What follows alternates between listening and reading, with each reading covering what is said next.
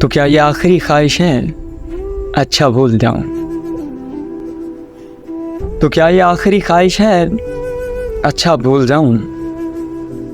जहां भी जो भी है तेरे अलावा भूल जाऊं।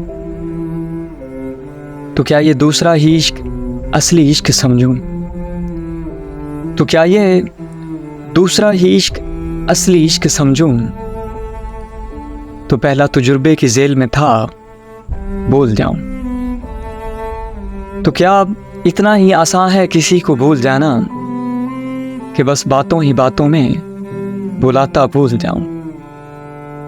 कभी कहता हूं कि उसको याद रखना ठीक होगा, मगर फिर सोचता हूं कि फायदा क्या भूल जाऊं। ये कोई कत्ल थोड़ी है कि बात आई गई हो, ये कोई कत्ल थोड़ी है कि बात आई गई हो, मैं और अपना नज़रअंदाज करना भी भूल जाऊं।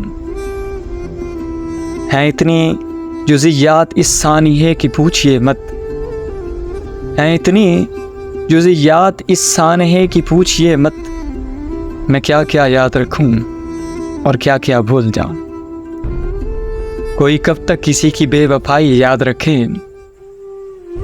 कि कोई कब तक किसी की बेवफाई याद रखे।